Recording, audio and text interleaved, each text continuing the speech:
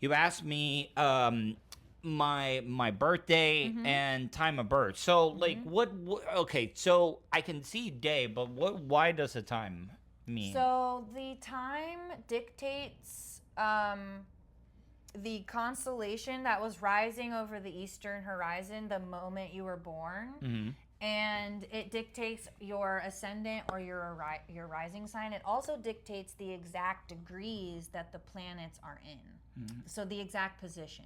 Okay. So you, let's see, you're a Sagittarius. You're a 1 degree Sagittarius, which means you're barely a Sagittarius. Okay. You are pretty close to the Virgo season. Do you know that I'm barely a Gen Xer, like That makes sense. by only Yeah. so like so 80 79 was the cutoff date for Gen Xers.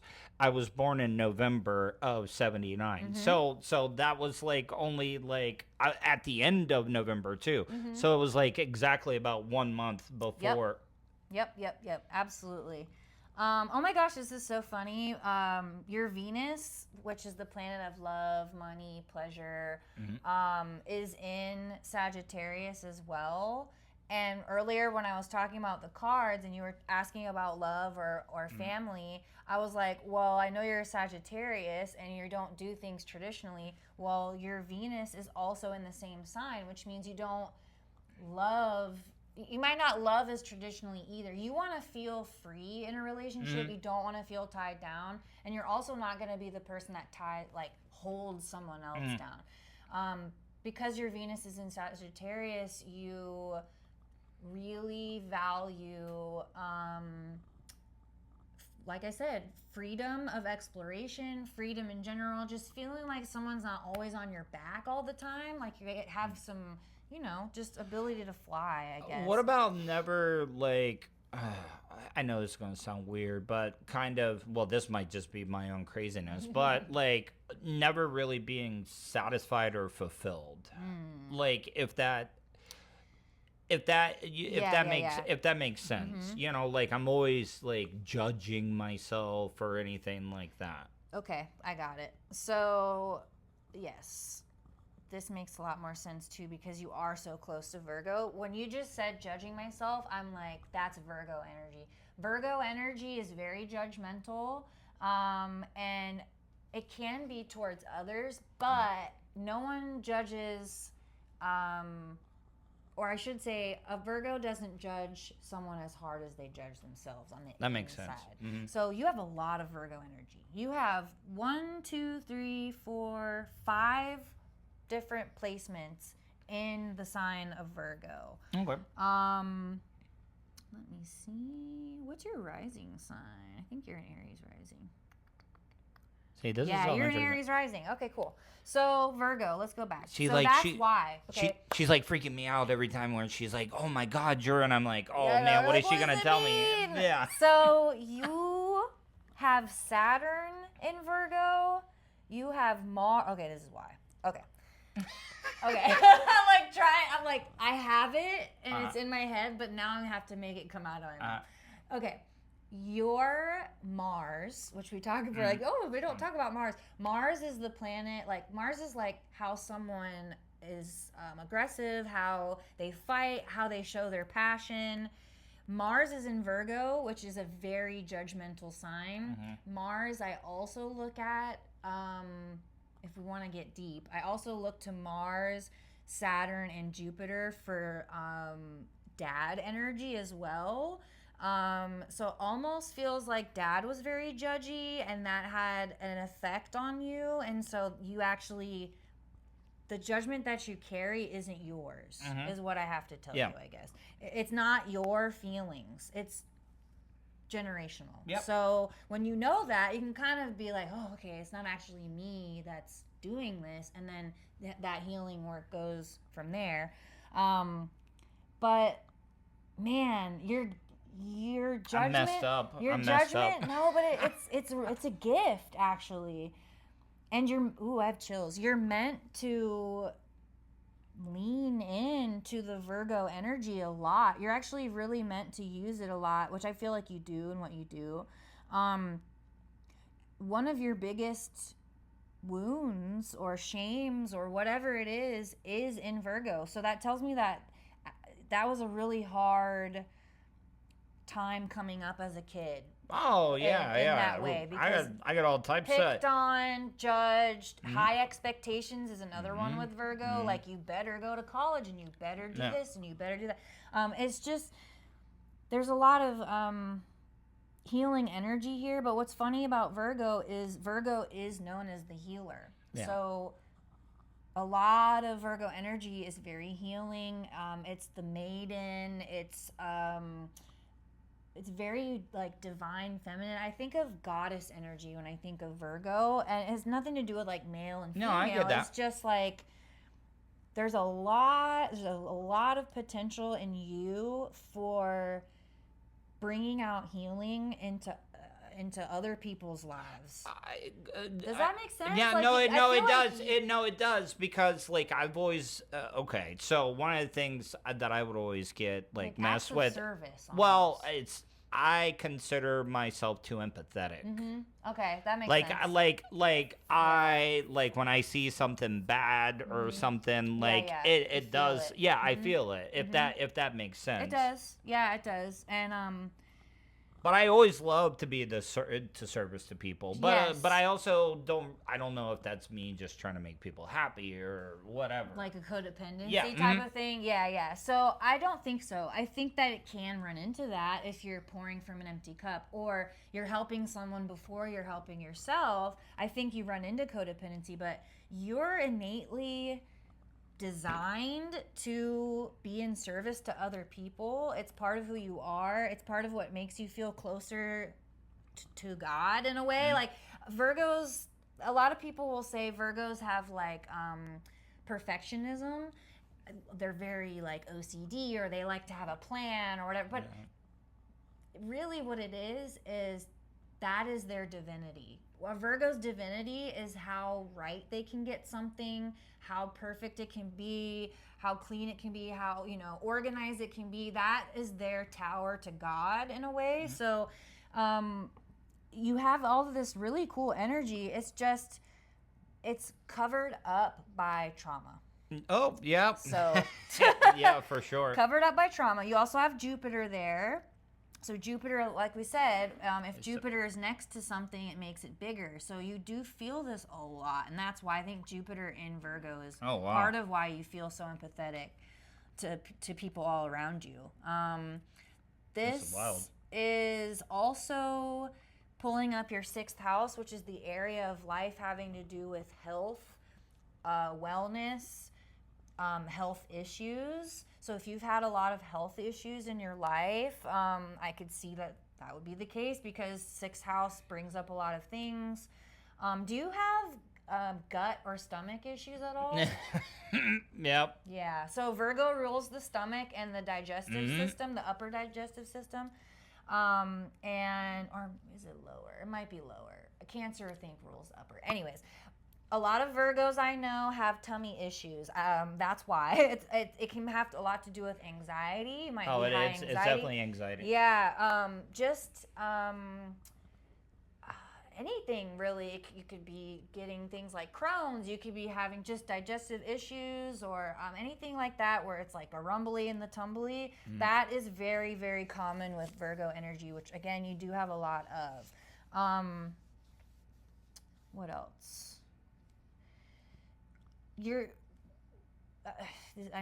Judgment, it just keeps coming up. But did you see, did your parents pick on each other a lot? No. Okay. No, So that was just a specific path, whatever, for you to roll down, I guess. Let me look at your 12th house so I can see what some of your past lives were like. Oh yeah, I want to hear about this. This is great. Okay. So all your houses line up with all of the orders of the houses as it should be, because Aries is the first sign. You're in Aries rising, which is your first house. So every house lines up perfectly for you, which is not anything crazy, but it's just easy to remember. So Pisces always rules the 12th house, and because you're in Aries rising, You have 12th house in Pisces, which everybody is comfortable where they are because that's who rules it. The 12th house is the house of the subconscious. It can also cover some karma and some past lives and things like that. I would almost say that you were, I think you were a healer in your past life. Like, okay. I mean, like the town shaman, or like that was your main role of society, was healing other people and being a spiritual leader in a way. That's cool. You also could have. Let me look at your north node. Your south node. Pisces. Oh my God. Pisces. Is that Again, it just matches up exactly with what I said. So your north node's in Virgo, your south node's in Pisces. South node is kind of like what you did in past lives. It's like, been there, done that. I'm good. I did that already. So that's Pisces. So in other lives, you were almost like, I think this is crazy. I think of Jesus. I think of almost like you were martyred. Like I mean, that's pretty cool, you though. were so spiritually attuned, and you were so loving, and all these things that you were persecuted for it. Is kind of how it feels. I'm like getting crazy chills, and like my jaw feels really tight, which I feel like there's a lot of energy running through my body when I say that. And Virgo is the opposite of Pisces, which means you're here to balance that out by bringing more earth, by bringing more grounding into that. So you're not always up in the ethers like, I'm in la la land all the time. Virgo kind of drops you back into your body. And also Pisces is very, I hate to say it, Pisces, but Pisces has a lot to do with escapism. Okay. And what comes with escapism? Numbing, addiction, things like that, right? Yep, that's so. In past lives, even in this life, yeah, definitely in this life. Very much suffered from things like that. You are always escaping, always escaping, always escaping. In this life, you're here to balance that and pull more Virgo energy into yourself, so you can be like, are you escaping? Like, this is where you would want to judge yourself. You would be like, what are you doing? Why are we doing that? What's going on? That's your internal conversation to your Pisces half. That's like, Pisces is like, I just want to have a drink and do whatever I want and blah, blah, blah. Yeah, because this sucks. And because this life sucks, it's deep, it's hard, it's painful. Pisces is the 12th zodiac. They feel everything that everyone else feels. It's all stacked onto them. They have all that knowledge. And so when you have that, it's a burden. And so you feel so much like a burden, or like you have so much weight on you. You're like, I need to lighten this up. So what do Pisces do? They either get very spiritual and they get very close to God. They get very close to what they feel like their spirituality is. Or they go down like the path of, what is the self-medicating? word? The occult. Right? And then that's the other thing I was going to say. They start self-medicating. They start numbing themselves. Just anything you can do to get out of this reality and go back to where you came from, the stars, right? So I would say that your past lives bleeding into this life is normal and like kind of what all of us go through. No, I won't say that. Some people have already mastered it coming in, but for most people that I've met, we're still kind of like piddling around with our south node. So it feels like you are in a journey of balance between escaping and being right here. Oh. Does that make sense? No, it is. Sometimes I got to pull myself back because sometimes I get caught up too much in the past and too much in the future, and sometimes I just need to, what are you doing? Yeah. Just live in the moment. Exactly. And part of what's hard about that for you, I think, is because you're so good at judging yourself. Shame becomes a big thing, probably, where you start feeling a lot of shame. And shame, we know this, shame does not change anyone. Shame isn't going to get rid of someone's addiction because they feel bad about it. We already know that, right? or whatever the behavior is. So there's all this judgment, and then shame comes right behind it. That's going to be your biggest challenge, is using your judgment for healing purposes and not to induce shame. Yeah. Man. Wow. I gotta tell you guys, this was super super enlightening. Like I like to go into things with an open mind. I do. And like there's a lot of stuff that you definitely like nailed like right on, and it's weird. It's, well, I hate to say weird, but like Weird's a good it's thing to me. no, but it's crazy though. Like when sometimes what you tell people, like, has anybody ever talked to you about this? Like, oh man, you like really like hit it right on the head. Oh, yeah. Like you, but there was maybe some things, but this is how it made me feel. Like whenever, like, have you ever gotten those like Oh yeah, stories from for people? sure. Pretty much every reading I've ever done has resonated in some way. Sometimes it's like every single thing is resonating. Sometimes someone will be like, I'm not sure, and then it will literally come up later. When they'll they text reflect me on and it. be like, oh, remember when you pulled blah blah blah? It made sense. It makes sense now because guess what happened? You know, stuff like that will happen. I'm sure, like, I'm gonna go back and I'm gonna watch this and I'm gonna be like, you know, there'll be something and I'll be like, oh man, like, all right, so she was right on that one. Or maybe it was for me. Yeah. You Yeah. know, sometimes the messages are for me. And honestly, I can tell you, I can confirm, because I told you this before we started recording, I think, is a lot of it ends up being about me anyways. And I can confirm that this resonates for me. I have Pisces energy in my chart. So I know all about escapism and numbing and all sorts of stuff. I'm also surrounded by Pisces in my life. My dad, my stepdad, my sister, my daughter, you know, I could go on and on. And you start to see the patterns of escapism. Even in a child, you can kind of see it, you know, and you can see it in adults, and between men and women are different sometimes too. So I resonate with what came up because it was literally we're doing this right now. We're just kind of exchanging energy, and I think that's beautiful. It's been great. So before we take off, let's get all the plugs out so we can do that. So people want to check you out. It's if you want to hold up the sign this there. This is my Instagram, and everything is linked here, so you can just, you know, you can go there. The Lost Arts Barbershop, you can Google that. That will take you to my Booksy. I'll even put up one of my, put up a business card. Yeah, we'll do that, and I'll post it as well too, so people can check it out. So there we go. And if they want to follow you, you're on all your social media. You post a lot of really, really cool stuff. You went to this.